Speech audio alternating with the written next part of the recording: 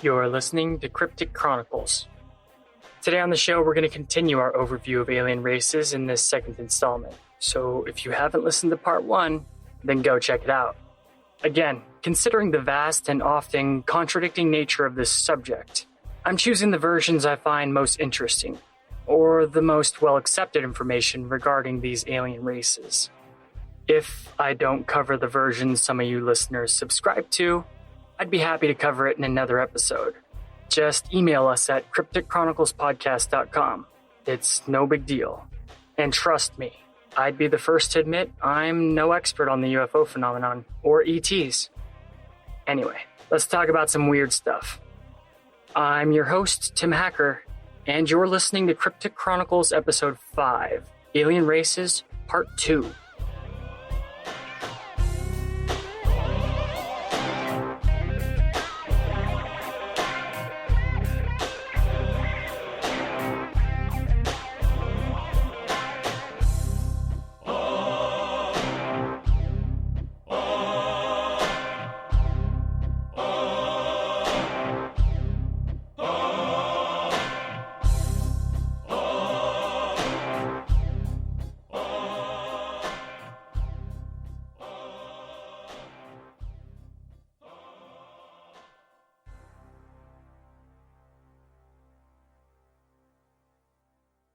Zeta Reticulans. The Zeta Reticulans look very similar to the Greys, and in truth technically are the same race, but that was a long time ago. It's very important to have a dividing line between the Zeta Reticulans and the Greys, because they're completely separate civilizations, with the two having completely different and distinct agendas. Both races come from the Zeta Reticuli binary star system, around 39 light years from Earth. Physically, the Zeta Reticulans have the classic gray alien look. Big wide black eyes, huge head, short, limbs and appendages long and thin. But unlike the Greys, the Zeta Reticulans appear a little more humanoid in facial expressions, and have a way better demeanor. It's common in ufology for them to pretty much exclusively wear silver jumpsuits. The Zeta Reticulan's head is the universal sign for aliens in pop culture. The green alien head stickers you can get at Pizza Hut, for example. Their skin is smooth and healthy, not gnarly looking like the Greys.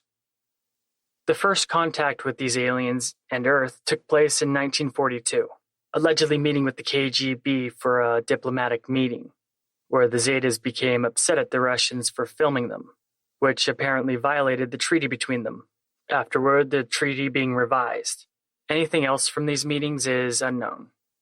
There's been speculation that they're at least 2 million years ahead of us in technology, with their science and technology being more advanced than anything we can dream of.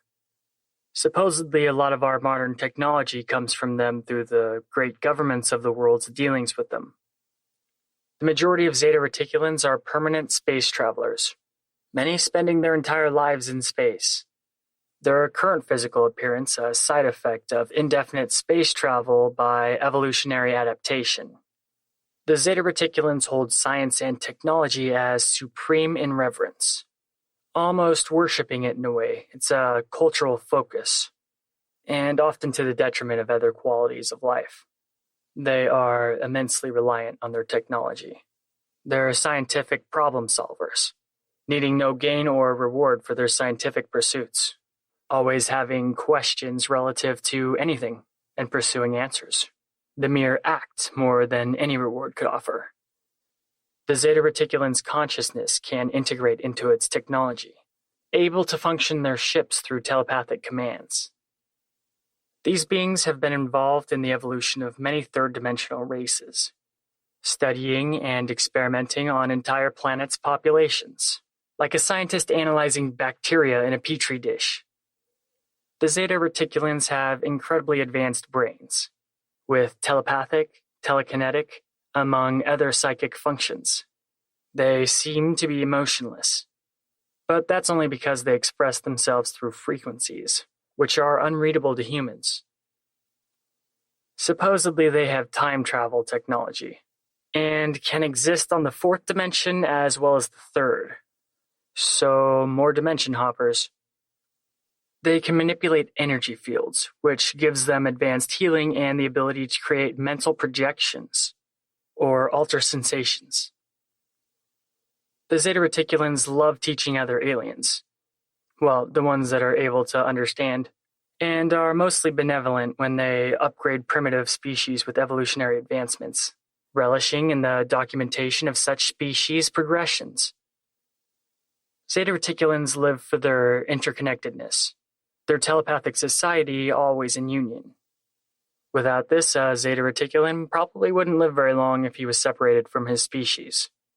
They're not hive mind, just, I guess, more social. They need the interconnectedness between each other as well as other living beings. They're a spacefaring civilization renowned for forming collectives to solve problems. Their civilization's whole focus is advancement, scientific knowledge, and evolution, not only in themselves but also in others. The Zetas have come to Earth periodically since the first bacterial life forms came to Earth, and have documented the advancement of many life forms on the planet. They have been misunderstood thanks to another of their species, the Greys, who abduct humans and experiment on them in traumatizing ways. The Greys, a slave race species to the reptilians, who supposedly have a secret agenda to repair their own DNA with our human DNA, hopefully giving them the ability to self-procreate again, ending the need to continue their existence through the cloning methods put in place by the reptilians. And though looking similar, are far more terrifying in appearance compared to Zeta Reticulans, with permanent scowls, furrowed brows, and visual skeletal features. Though Zeta Reticulans, just like the Greys, have abducted humans, it's for a good reason. And the Zetas never treat humans callously or inspire fear in them. It's usually for a positive reason followed by a positive outcome, like giving a single human knowledge on how to fix a problem in their community, or a message for human benefit. And they bring the humans back from their abductions with no memory of any traumatizing events. Well, for the most part. Usually always comes back later. It's said they need to abduct humans for medical experimentation in creating a Zeta-human hybrid. But the human is treated kindly and with respect in abduction cases. Though they're still abducting people, which is kind of a dick move. Unlike the Greys, the Zetas communicate in a calming way with warm facial expressions. Sometimes these abductions putting information into the human universal consciousness itself, giving knowledge impossible to know otherwise. On the opposite end, the Greys abduct whoever's genes suit their current needs. The whole interaction cold and terrifying, the Greys having no concern over the fear or pain they cause, conducting themselves similar to robots. Examining naked abductees in dark, isolated alien labs, then casually using their horrifying medical tools in plain sight of the victim. So, yeah, Greys suck. But that doesn't mean the Zeta Reticulans are saints. They're just better than the Greys. I mean, the Zeta Reticulans have still scared the crap out of a lot of people. The Zetas aren't intent on harm, but they're an ends justifies the means type of alien race. The Zeta ships are thin, disc-shaped. The Greys more dinner plate, sombrero-shaped. Makes me wonder which one of them crashed at Roswell, New Mexico in 1947. Was it the Greys or the Zetas? The Zeta Reticulans are scientists and intellectuals first and foremost. And unlike the Greys, exist in the fourth dimension as well as being able to manifest in the third, allowing them to literally remain unseen wherever they wish. But it's safe to say that Zeta Reticulans are neutral, if anything. I mean, considering an alignment, they're definitely not good. Since the Zeta Reticulans have been visiting Earth since the dinosaurs, it's theorized by ancient alien theorists that they've influenced humankind, such as the crystal skulls, for example. Ancient and unexplainable. The skulls looking very similar in appearance to Zeta Reticulans. Most of these theories, though, and there's a lot of them, I can't help but toss out the window. These aliens are the most common of all in the UFO phenomenon, so there was way more contradicting material than other alien species I've researched. some stating the Greys and Zeta Reticulans are not separate races at all, but the same Greys responsible for many traumatized abductees. There's too many stories of both benevolent and malevolent gray aliens from Zeta Reticuli. A lot of info on these ETs adamant in distinguishing the two factions from one another, and their totally different agendas.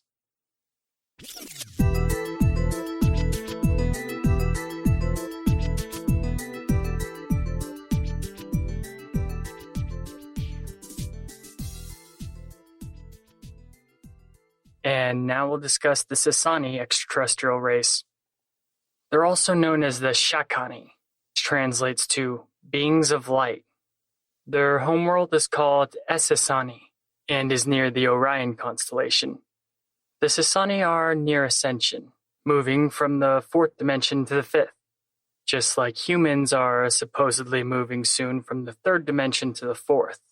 Our own ascension pretty imminent as well. So we have something in common, I guess? It's believed that they're a hybrid race of humans on Earth and Zeta Reticulans. Our DNA the building blocks of theirs. Why does everyone always want human DNA? They're said to have the best traits of the two races. They have the Zeta's scientific, intellectual prowess, as well as humanity's vital emotional energy, sexual energy, and tenacious adaptability. They also have the Zeta Reticulans' telepathic abilities, as well as humanity's curiosity and predilection for speedy advancement. The Sasani's demeanor is mostly likable, with humor through fluid emotions as well as analytical social perceptions. So they're very good at making other beings laugh as well as knowing what they can and can't say. And that may just be a crude example, but it's safe to say that one of their species' traits is charisma. Sasani grow up to 5 feet tall, have grayish skin while still recognizably having human shades of skin. Only the females have hair, which is universally white, but there's exceptions. Their reproduction is the same as humans. Their heads aren't as huge as the Zeta Reticulans. Their eyes large, but not as large as the Zetas, with their appendages and fingers thicker, more similar to human. Their homeworld of Essassani is translated to mean place of living light, and has a small population of about 230 million. Seems small, but like the Pleiadians, it's out of respect to their planet. The majority of their population live in giant city-sized ships. The city ships up to 10 miles in length. Kinda reminds me of the craft world Eldar from Warhammer 40k. Their homeworld is very green and beautiful, with little amounts of structures interfering with nature. The Sasani race use their planet for recreation, introspective journeys, spiritual rituals, and what we would call camping. The planet's relatively comfortable in weather with consistent moderate heat throughout each year. Their oxygen is much richer than Earth's, and if humans went to Essassani, they would be lightheaded for a while. But after adapting, as humans do very well, they would find the planet extremely comfortable. The Sasani evolve faster than humans, most likely due to their genetic engineering. They have a relatively peaceful civilization, and have had much guidance from other aliens, like the Pleiadians. No governments rule them. They operate by networks on an individual and group basis. No monetary or barter system exists in their society. Everything's free. Their race is spontaneous, joyful, and ecstatic. The number 3 is sacred, and it's seen everywhere in their civilization. It's said Sasani are not from this universe, but an alternate dimension 700 years in the future. It's not clear how they spill over into our reality, or if the space that they live in is some kind of gateway, but their universe is a mirror to ours, just an alternate timeline. No contactees have had this explained to them. But somehow these alternate timeline, alternate dimensional beings from 700 years in the future exist in our universe as well. The Sasani are technically children of humans, just like another alien race called the Yahyel, and hold humans in great esteem because of this.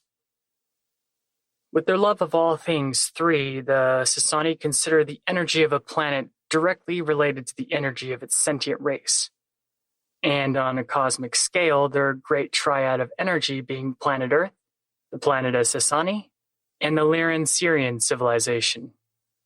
This trinity acts as a singular consciousness at another level of existence, where it connects to another triad, and so on and so forth for eternity, connecting basically all living beings.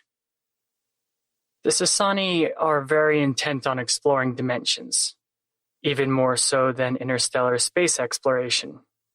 This is because this young race has had a lot of really ancient aliens as mentors, and it's only the young races that actually go out and explore the universe because the final journey is always more inward. The Sasani look for dimensions they've never encountered. They say they've been assisted in this exploration by non-physical beings that exist and are connected to the vibrational reels of the star system Sirius as well as other stars in the universe, meaning the Sasani race is literally partnered with beings of light. These dimensional explorers look at existence far more differently than other races. They've said to have a vague responsibility towards Earth, saying they're here to reflect to us certain things, that they're interacting with us to share certain perspectives that may give us an opportunity to see within ourselves more of what it is we contain, to know more about ourselves, and to reflect to us certain ideas we may already know, but perhaps as a civilization have forgotten about. The Sasani race are members of the alliance that the Lyrans belong to. Therefore, they cannot directly interfere with Earth, but have no problem influencing us from afar. They come from 700 years in the future and are only one step ahead of us on spiritual and conscious ascension. The Sasani going from the fourth dimension to the fifth, like we're supposedly going from the third to the fourth. So it's very likely we'll be as advanced as them in 700 years, though not in the same manner. There's a lot of crazy channelings of these aliens. Their messages usually transcendental, quantum, and reality-altering advice. And they're always incredibly thankful to interact with our civilization, and grateful to be allowed to know humanity of Earth, saying it has expanded them in many ways, and have given them a great gift. Loosely quoting some channeling, we've allowed them to experience the gift of our consciousness in its unique manifestation, and that has enriched them all, supposedly. The Sasani say we're powerful teachers, us Earth humans choosing, finger quotes, to do it the hard way. The Sasani consider us very courageous and tough, and that we have inspired other civilizations watching us, that we humans may still find our higher consciousness, even through all we endure that they could not even think of experiencing or overcoming. And if humans can do that, then other races are capable of a lot more too. The Sasani say they're excited to interact with us, and thankful for the opportunity, both them and all the beings that they're telepathically connected to. So the Sasani are pretty much a benevolent, friendly race towards humans, being half Zeta Reticulan and half human, but there was never any mention of interaction between the Zeta races. Like, why doesn't it talk about the Zeta Reticulans interacting with their child species, the Sasani? But that's just me speculating, because it never even said that they were actually created by Zeta Reticulans at all, just that their DNA was used. But I feel like there's a connection missing here somewhere. One of the races is evil, the Greys, another one's neutral, the Zeta Reticulans, and one's good, the Sasani. Did the Greys or the Zeta Reticulans make the Sasani race from their experiments and DNA extraction from humans going on presently? I mean, the Sasani are from 700 years in the future, but they're enlightened and spiritually advanced, so it's unlikely the Greys genetically crafted them. The Greys are just evil robot slave drones who procreate through cloning. So it was probably the Zeta Reticulans commonly reported on Earth or some unknown race of Zeta, or none of the above, and were genetically engineered by a Lyran or some other higher race because the Sasani don't seem evil at all. being one of the really goody-goody ET civilizations. I mean, they were even guided by the Pleiadians openly. Maybe the Pleiadians genetically engineered the hybrids. Anyway, I'm just going on a tangent of speculation.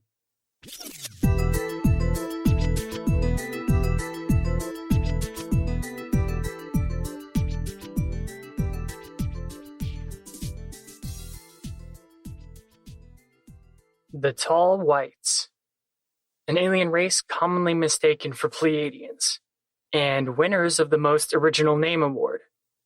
At first glance, these aliens seem similar to Pleiadians, but they're very different. Whistleblowers claim the United States military, specifically the Air Force, has worked with these extraterrestrials since the 50s. They're described as human-looking kinda, but huge. Sometimes taller than 8 feet. They have blonde white hair or just white, just like Valyrians from A Song of Ice and Fire. Tall whites are very individualistic, but all share a physical trait of their complexion, which is white and chalky. They normally have blue eyes, but there's exceptions. Tall whites walk funny on Earth because their bodies are used to much stronger gravity. They're normally reported to wear aluminized jumpsuits of white, and that's basically across the board. They live really long, up to 800 years. They don't age like humans, but are pretty comparable to humans until they reach the age of 400, when they get another growth spurt, and that's when they grow up to 8 feet tall. The tall whites have individual talents and differing intellectual capabilities, just like humans. They can speak telepathically with their technology, which also can move things with telekinesis. These abilities are said to come from a belt that they wear, where they push buttons. On their home planet, days are longer than Earth, and they usually stay awake 2 to 3 days at a time, then sleep the same amount of time that they were awake. Their homeworld and location is unknown, but they seem to revere the star Arcturus. It's very important to them or something. Maybe their teachers are the Arcturians, the blue-skinned, most advanced, technological, spiritual, and loving race in the cosmos. But who knows, I just thought of that because they're also from there. The tall whites don't die from old age. Some unstable nature of their genes causes them to outgrow their bones, killing them. There's many historical references ancient alien theorists point out indicating the tall whites visited us in our past. But they say that about all aliens. Through the tall whites' history, their spacecraft technology has changed drastically. And even their current ships are all different from one another, according to Charles Hall, a nuclear physicist U.S. Air Force whistleblower. He says the tall whites allegedly shared some of their technology with the Air Force over a decent period of time. Charles Hall, one of a handful of non-combatant Air Force personnel allowed in because the nuclear physicist's scientific input was greatly appreciated, and he was integral to the Air Force commanders. Hall interacted with the tall whites many times during the technological exchanges, even sitting across from them during negotiations. He came to the conclusion they were plant eaters, never eating the food that the Air Force brought them, instead eating from prepared bags of what looked like mushroom pudding.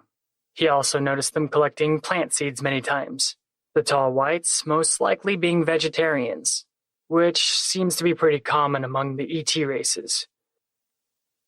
It's also rumored that the tall whites had a meeting with President Eisenhower to end their nuclear warhead building in exchange for advanced technology. This is said to have happened in 1954. Under the guise of Eisenhower needing immediate dental surgery, a cover to treat with the tall whites. But this meeting didn't go well.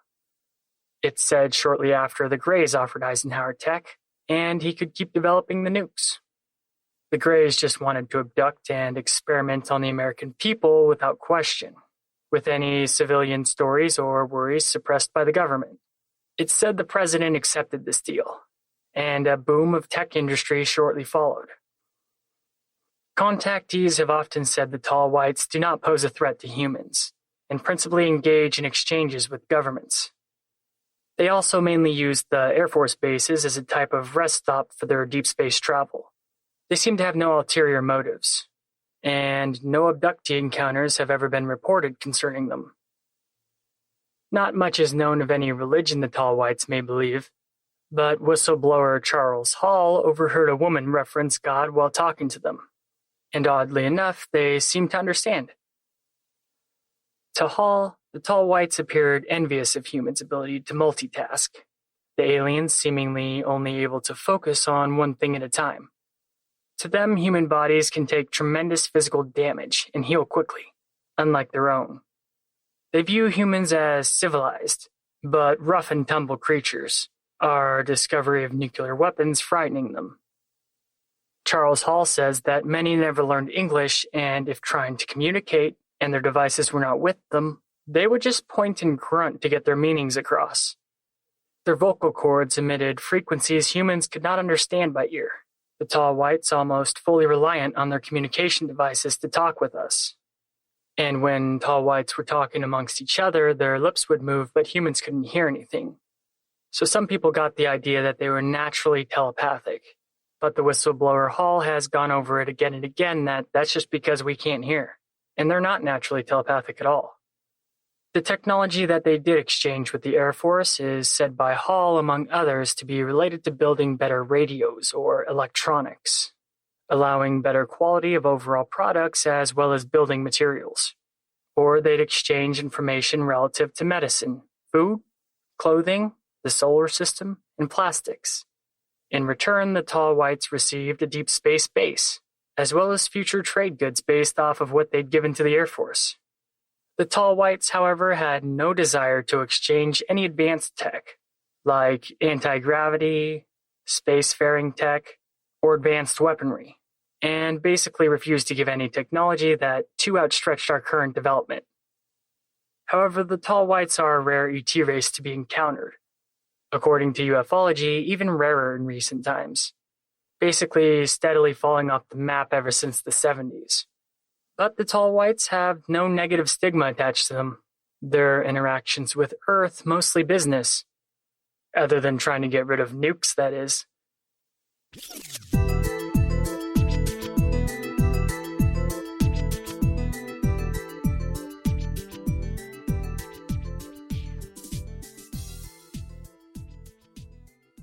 The Flatwoods Monster. These frightening aliens stand around 7 feet tall. Their bodies are black, and they have a dark shovel-like head with red glowing eyes. Their skin is no skin at all, but a dark-plated exoskeleton. Contactee accounts differ, some saying that they don't even have arms, or at least viewable ones with human eyes. But others say that they have long, bony insect-like appendages that protrude from the front of their chests, their fingers long, many-jointed talons. The original sightings of these aliens took place on September 12, 1952 in West Virginia. 3 preteens witnessed a bright object falling from the sky onto the property of a neighboring farm. The kids got adults telling them what they'd seen. Others joined them to go look at the possible asteroid, including National Guardsman Eugene Lemon. They reached the top of the hill where the object had landed, allegedly seeing what they described as a massively pulsating ball of fire. There was a miasma-like mist that caused irritation to the noses and eyes of the people during this close encounter. Then one of them noticed glowing orbs coming from the darkness of the trees and illuminated the spot with a flashlight. And there was the otherworldly visage of the alien. The creature charged at him, in an unnerving glide as it shrieked a hiss-like cacophony that boomed throughout the area. But all of a sudden it stopped. Then the alien abruptly changed direction, moving instead towards the bright ball of fire. This made the witnesses think it was a good time to get out of there, so they ran. The next day, upon investigation by the sheriff, there was no evidence of it at all other than a sickening burnt metallic smell. But later, when Lee Stewart, co-owner of the local newspaper, returned to the scene, he discovered odd vehicular tracks in the mud, as well as a black oily substance. Lee Stewart then conducted many interviews. It was discovered a mother and her daughter experienced a similar event just a week earlier. The daughter so affected she was forced to remain in a hospital for weeks. The director of the local board of education came forth, stating he saw a UFO fly away into the sky the same day of the incident, as well as the accounts of many other witnesses who oddly had similar stories but no relation between one another, giving the newsman Lee Stewart even more belief that the events had credibility. When the dust settled, many of the witnesses suffered similar symptoms of sickness, the witnesses attributing the illness to exposure of the mist around the alien and its UFO ball of fire. A doctor who treated them said that they showed symptoms similar to soldiers who were the victims of mustard gas attacks. Hysteria was another common symptom, but that was probably just from seeing something so nuts. I'm surprised at least a couple didn't lose their sanity altogether. The Frametown monster is considered the same aliens as the Flatwoods monsters because of the many similarities. Those encounters in Frametown almost identical in nature, except this time the witnesses were in a car and drove right into the mist. Some say the alien's nightmarish body is just a robotic exoskeleton of the true alien inside, the creature using the contraption to be comfortable in Earth's atmosphere. But that's just speculation. The Flatwoods monster really hasn't been seen since the 50s in these handful of accounts, but it's been associated with the Mothman sightings, the Bringerville Omen in West Virginia, as well as other accounts of strange lights and objects in the area. The evidence, on the other hand, would suggest that the encounter with this alien race is isolated to the original close encounters of the 50s, reasoned as most likely a one-time visit for unknown purpose. Maybe the Flatwoods monsters were just on a long interstellar journey and needed to stretch their legs. You're listening to Cryptic Chronicles. I'll be right back after a quick break. Don't go anywhere.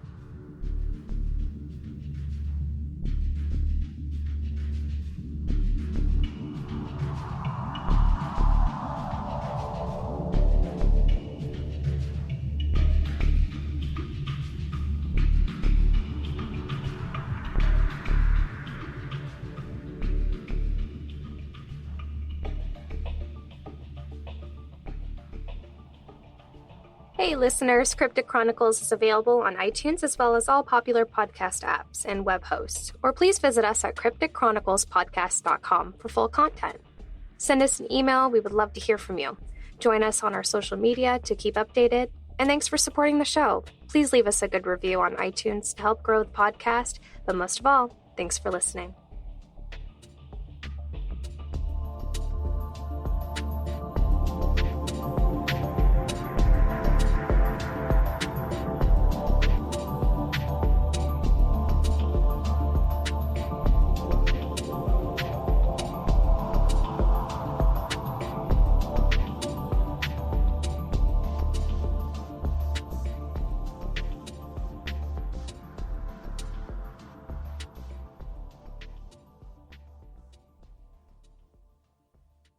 And now on to some bizarre aliens. The insectoids, better known as the mantis race. The mantis supposedly come from the Sombrero Galaxy, 28 million light years from Earth. So they're road trippers like the Andromedans, because 80 million light years is really freaking far away.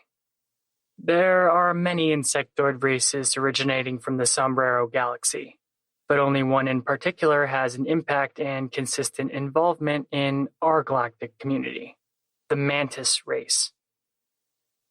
Evidence suggests the mantis are manipulative, and not what they seem, showing a talent for deception and subterfuge. They're excellent at manipulating emotions to their own agenda. They look kind of like a praying mantis on Earth, but not really. They're bipedal beings who walk and use limbs just like humans. Except they don't have skin, they have an exoskeleton, and it looks really freaky bug-like, with big black saucer bug eyes. They're very tall. When standing up straight, they can reach up to 9 feet. Their torsos are long and thin, just like their limbs that have way more joints than humans. They come in a variety of colors, from greens to browns to blacks, even white. Their exoskeleton looks like it's coated in an oily type substance at all times, and are seen wearing long robes on many encounters with them. There's a picture that exists of one that was taken in Taiwan. I'll put it in the show notes, so check it out. And apparently photo experts say it's legit. These beings have heightened awareness, almost like a form of radar. The ships they use to travel through space are not ships at all, but spherical orbs that emanate light and more teleport than travel through the cosmos. Some sources say that these beings aren't even from the Sombrero Galaxy, but are actually from the Orion Belt, or even the Draco system, and are part of the Reptilians' empire. It's easy to assume these insectoids inspire great fear in humans, though not nearly as often reported in encounters as other aliens.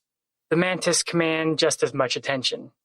For obvious reasons, they communicate telepathically to humans, because their language is unnerving clicks and clacks with one another.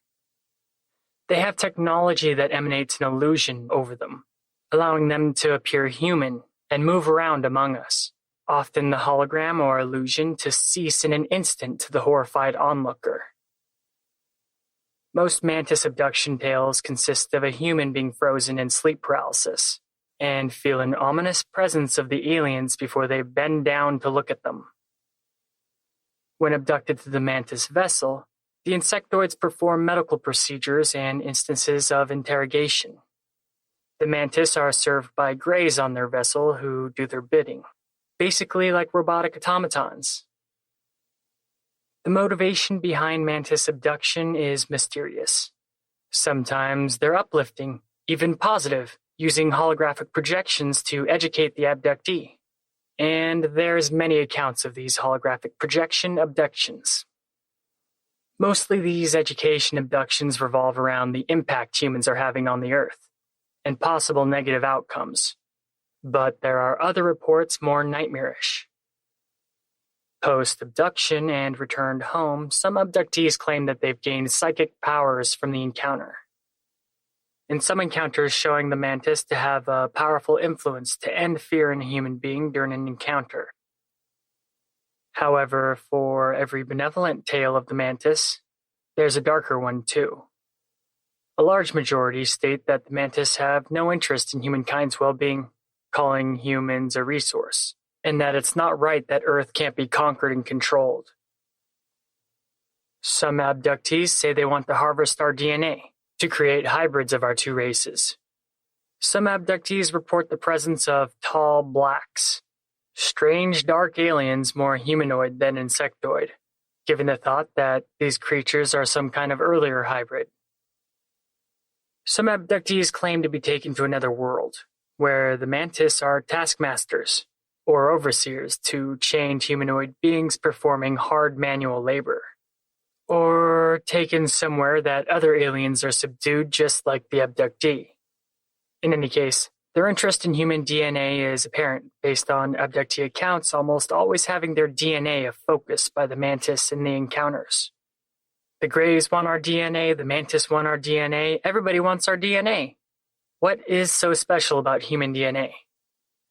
Frightening medical procedures are a common theme in the insectoid accounts. But what about the positive?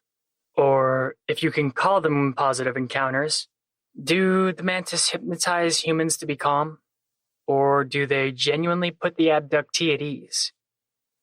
In some cases, there's even positive and negative mantis in a single encounter. There's accounts of many abductees forced to march around by a mantis overseer totally naked, men and women, then forcing the men and women to have sex with hybrids, basically as the mantis watches. And it's stated during these sexual encounters the mantis is more than watching the act, but seemingly to feed off of it in some way, like it could telepathically absorb the emotions and physical sensations in some telepathic manner. Some abductees are asked to stay and not go back to Earth by the insectoid hybrids they had many sexual encounters with. Some female mantis in reports seem to go out of their way to calm and reassure abductees, even letting the human get close to study the bony contours of their exoskeleton. The mantis seem to be very proud beings, exerting a powerful presence. From abductee report to abductee report, the mantis demeanor ranges from loving and gentle to harsh and cruel constantly, many times in a single encounter, or among the different mantis present at the encounter. Whether they're just morally shades of gray as humans are, or good cop, bad cop sociopaths, it doesn't matter. An encounter with a mantis is most certainly not in any human's benefit. If they're so worried about the Earth, then why don't they abduct world leaders instead of common Joes? For an advanced species, that's just dumb.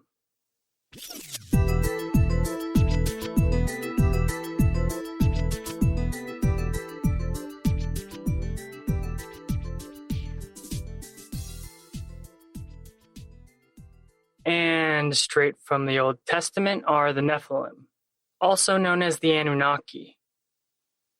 These deities are found in the mythological traditions of the Sumerians, Akkadians, Assyrians, and Babylonians, as well as the most widely read book in the world, the Bible, mentioned in looked-over parts of Scripture in many important passages.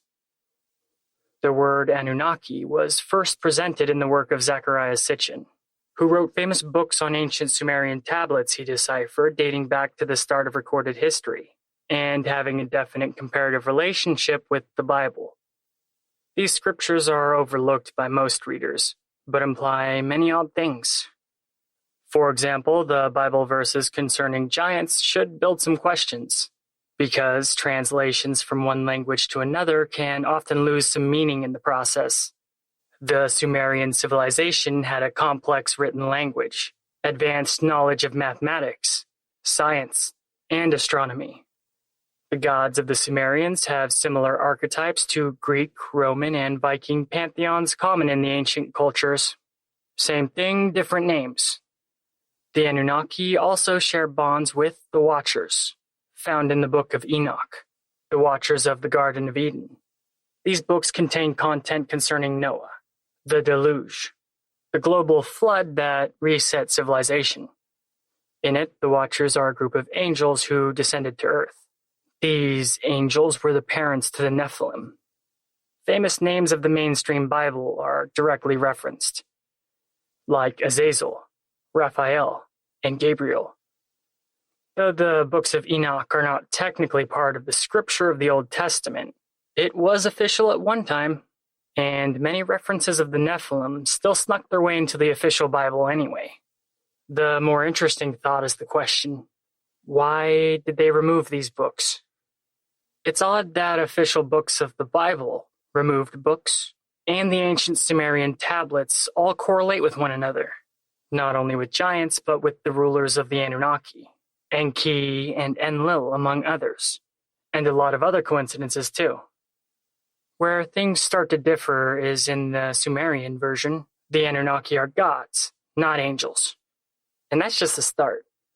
Zecharia Sitchin came to the conclusion by these ancient Sumerian tablets that the Anunnaki were aliens and not of this world, who came to Earth and genetically altered mankind into its current form.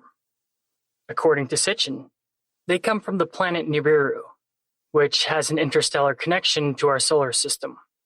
Nibiru is also called Planet X. These ancient tablets that were the basis of Sitchin's work were found all the way back in 1848 in current-day Iraq, the Near East. They've been dated back to the 7th century BCE, making them really old. The first and foremost of Sitchin's books is entitled The 12th Planet. I read a couple of these books about 10 years ago, and got pretty interested in it. Many depictions of these tablets can be translated in a sci-fi manner. The Anunnaki style was similar to ancient Persian. These aliens are taller and much larger than humans, but otherwise indistinguishable. They're immune to disease and don't age past a certain point, making their lifespans eternal. Well, unless they're killed somehow.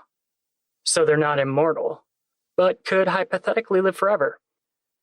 And of course, these ETs visited Earth in prehistory, taking notice of Earth's precious metals, specifically gold. The Anunnaki wanted this resource, building a settlement on the planet and establishing dominance over our world. But after some internal conflict, it was agreed to create a slave species as a source of manual labor. So the Anunnaki did the most reasonable thing and mixed their genes with primitive man. After experiments, they eventually had their slave race to mine gold for them. Us, human beings. But they made us weaker with short lifespans among many more biological vulnerabilities. Someone really should have told these advanced aliens who somehow made it all the way to Earth just to mine gold that there's easier ways to get gold. It's literally everywhere in the cosmos. You can get it anywhere. You can get it basically on every planet in abundance. And why didn't they invent machinery? Come on, Anunnaki. Supposedly, when they made us humans and they gave us short lifespans, they did it to keep us in line. That's why we're so vulnerable to sickness and being murdered. And that's pretty heartless. The Anunnaki are religious, but it's a mysterious tradition. Violence is a common tool in their culture. Their character individualistic, self-grandiose, and very human. The Anunnaki are giants, their size and strength being drastically superior to humans. Though there were Anunnaki who were agreeable with humanity, but they were a minority. These so-called gods even having some hybrid children with humans. Remember these guys were giants? That is really weird to think about. It gave birth to the great heroes of myth, and the giants, the elite puppet rulers of us, who only answered to the Anunnaki. Then these so-called gods had to leave Earth. Accounts vary on why, but common take is war, maybe even civil war. But one day the Anunnaki will return. Humanity's reception with their creators unlikely to be beneficial to our civilization. It's a cool story. At the time Zecharia Sitchin wrote the books, the Sumerian language on which the ancient tablets were written was only known and translatable to a select few experts. In recent times, not so much. Tons of inaccuracies in Sitchin's translations were found. He was very frivolous in assigning meanings to ancient words. There's constantly quotes out of context. He made connections that distorts evidence. His true knowledge of the ancient Babylonian language not as great as he thought it was. This has been proven by him using inaccurate references, and was all around selective and contradicting with his evidence. I think a part of it was the scientific limitations he had. In truth, Zecharia Sitchin's linguistics, anthropology, biology, and astronomy seem amateur at best to modern experts. He even completely ignores the world outside of Mesopotamia. So, Zecharia Sitchin's versions of the Anunnaki are way more myth than fact, and have spawned many other versions of contradicting theories. Like, the Anunnaki didn't create humans. Humans were already here. They just altered a group of humans to make them subservient. Or that the Anunnaki were a product of the reptilian hybrid result with the Syrians, and they're part of the reptilian faction. Some even saying that they've turned from bad to good, joining the same alliance the Lyrians are in. The contradicting information regarding these aliens is a mess, but there's a little bit of truth in every myth, because there's definitely something weird going on concerning these Nephilim and Anunnaki.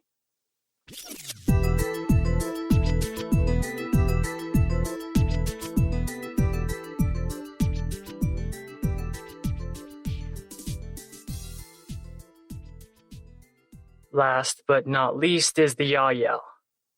Of all the Lyran family of races that want to be super friends with humans, the Yahyel are probably the most eager.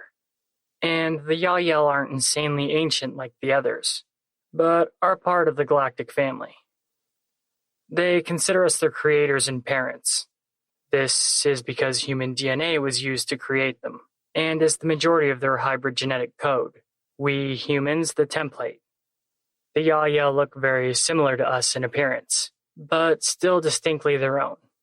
They vary in appearance as much as humans, with different shades of skin, different eye colors, hair, etc.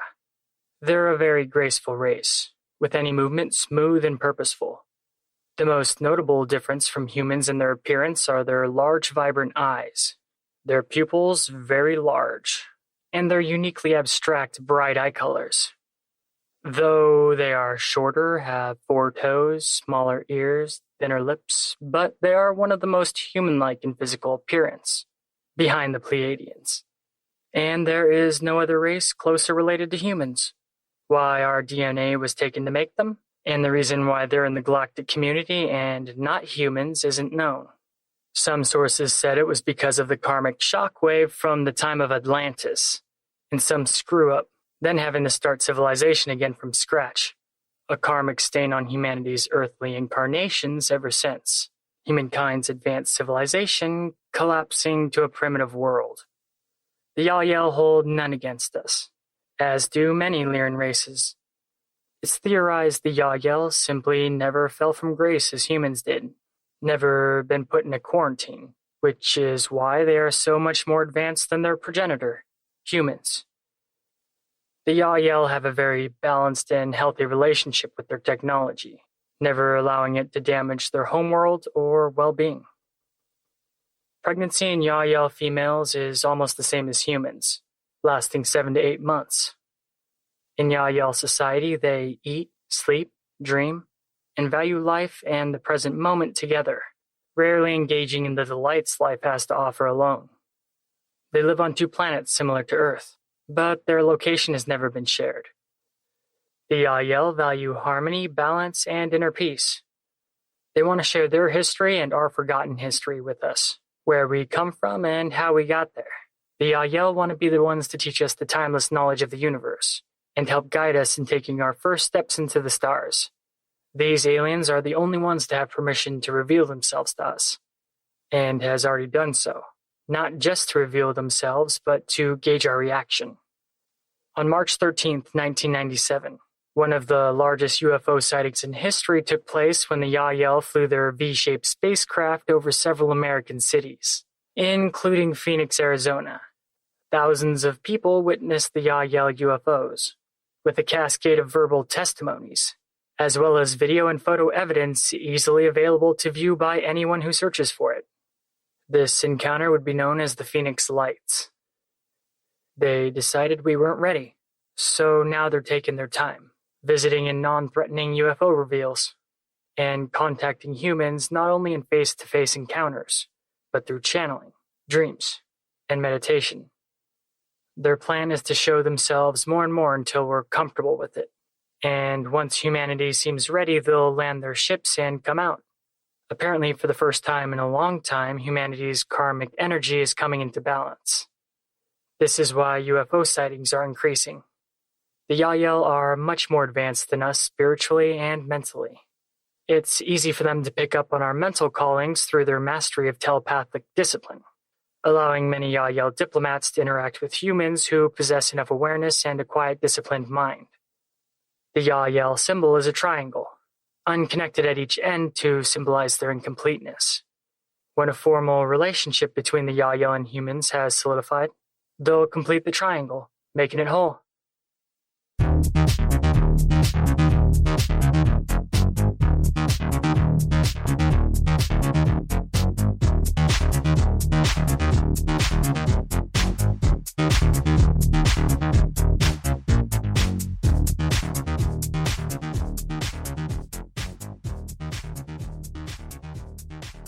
So remember, there's no proof for 99% of what I've talked about. I also left out a lot, but I covered the main ones for the most part. There's a lot more to cover, so I could always do another and we could get really weird. Ufology and the whole phenomenon is interesting. I really had a blast making these episodes. I don't believe any of it, but I don't not believe it either. Well, other than the Phoenix Lights incident, something weird is definitely going down with that. Cryptic Chronicles is available on iTunes, as well as all popular apps and host sites. Visit us at crypticchroniclespodcast.com for full content. And if you enjoyed it, please leave us a good review on iTunes. We could really use it. I'm your host, Tim Hacker. Thanks for listening.